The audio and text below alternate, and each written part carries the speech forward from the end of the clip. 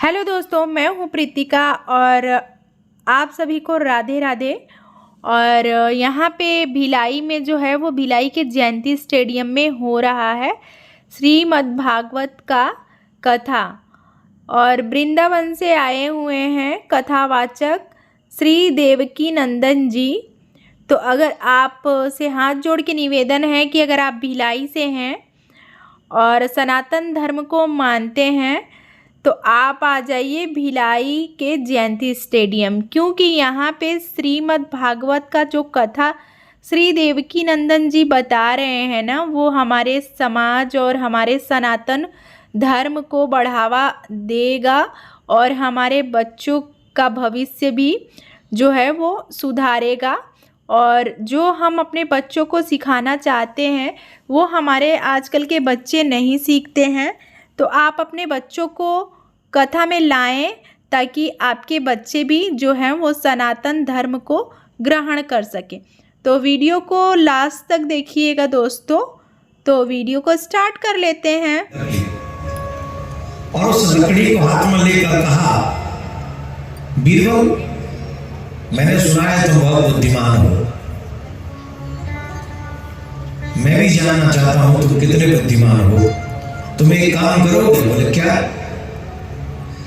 इस लकड़ी को बिना काटे छोटी करो, बिना काटे इसे छोटी करो। बोले इसमें कौन सी बड़ी बात, अभी कर देते। बोले कैसे करोगे? बिना काटे छोटी करना है तो काटना ही पड़ेगा। बोले बिल्कुल भी नहीं। बीरबल गए, थोड़े से आगे बढ़े, बहुत बड़ी सी लकड़ी पड़ी थी वो उठाए, और बहुत बड़ी लकड़ी पड़ी थी वो उठा के अकबर के हाथ में पकड़ा दिया। और दोनों लकड़ी अकबर के हाथ में पूछा कि बताओ इसमें छोटी लकड़ी कौन सी?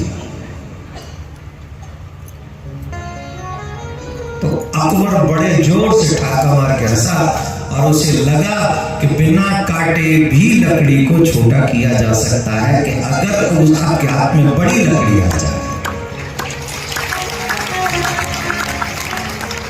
इसका मतलब समझे, किसी को नीचे गिरा के ही आप बड़े नहीं हो सकते। अपनी मेहनत से अपने आप को इतना ऊंचा उठा दो कि सब आपके पीछे रह जाएं और सब छोटे दिखे आपके आगे।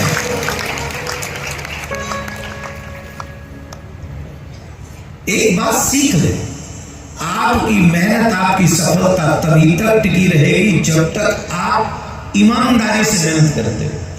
अगर किसी को गिरा के आगे गए हो, मिल भी जाए सफलता, ज्यादा दिन टिकने वाली नहीं, एक दिन लौट के आओगे वापस वहीं।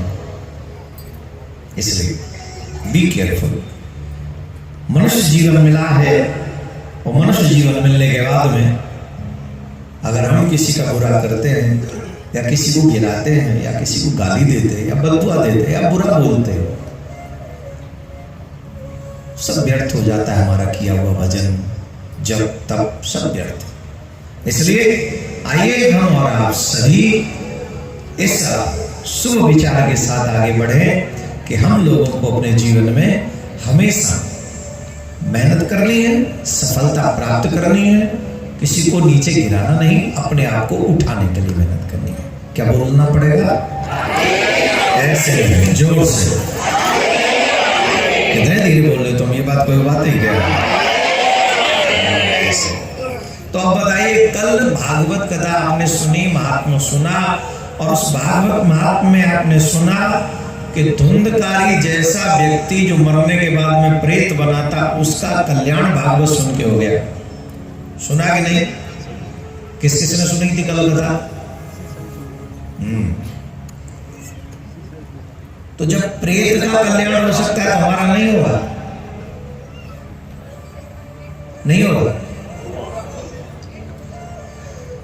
वो मर गया था, मरने के बाद वो प्रेत बन गया था। प्रेत बनने के बाद भैया ने दया करके उसको भागवत कथा सुनाई, जिससे उसका कल्याण हो गया। आप और हम तो भी भगवान की कृपा से जीवित हैं। इन बच्चों को भी आप कथा सुनवाओ, इसलिए सुनवाओ कि इन्हें पता चल सके पाप क्या है, पुण्य क्या है, अच्छा क्या है, बुरा क्या है, सत्य क्या है, असत्य क्या है, करने योग्य कर्म कौन से, न करने वाले कर्म कौन से। जब तक ये नहीं जानेंगे तब तक जीवन बर्बाद ही करते रहेंगे। ये जो स्कूल और कॉलेजों में जो आप लोगों को ज्ञान मिलता है ना, ये आर्टिफिशियल नॉलेज है। Modern education gives you how to earn money only, nothing else.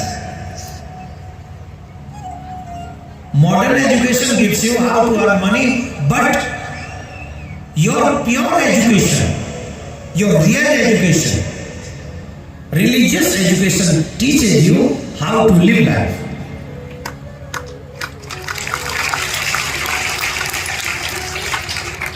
Religious education teach you, tell you how to live life. जीवन कैसे जीना चाहिए, ये हमारी आध्यात्मिक ज्ञान की जो धारा है वही हमको सिखा सकती है। और दुर्भाग्य है कि आज हमारे बच्चे रियल ज्ञान से दूर हैं। किया किसने? माँ बाप ने। बच्चे तो गुनहगार नहीं है, बच्चे दोषी नहीं है, माँ बाप दोषी है। माँ बाप को ही बनाना अंग्रेज बच्चा, माँ बाप को एक अच्छा मानव नहीं बनाना, अंग्रेज बच्चा बनाना है। मैं उसके भी अगेंस्ट नहीं हूं, आप बनाइए जो बनाना चाहते हैं, लेकिन सबसे पहले उसे आप अपना शास्त्रीय ज्ञान तो दीजिए जिससे वो मनुष्य बन सके।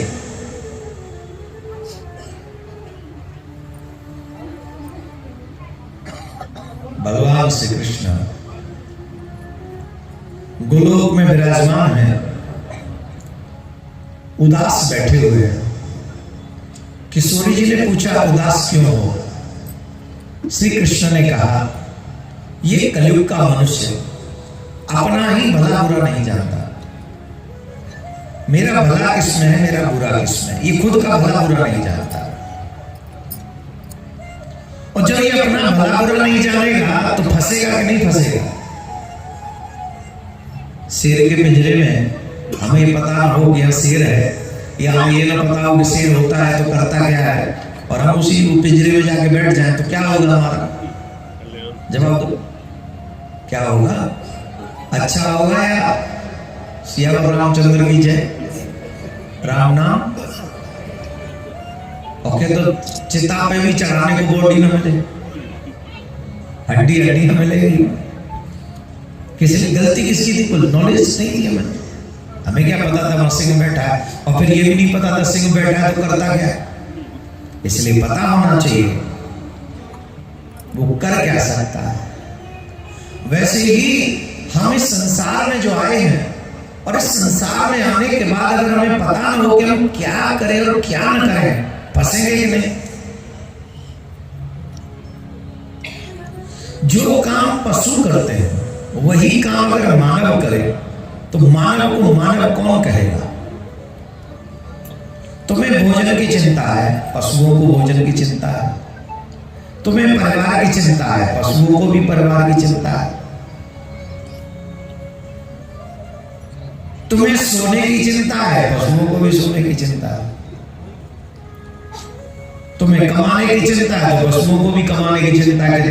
तुमसे ज्यादा खतरनाक कमाई करते हैं, एक दूसरे को मार के तब उन्हें भोजन मिलता है, यही तो उनकी कमाई है।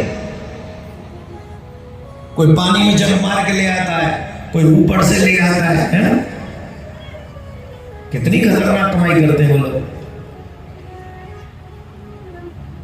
तो अगर यही चार काम करने हैं और यही चार काम पशु कर रहा है, तो हमें और पशुओं में कोई भेद नहीं है,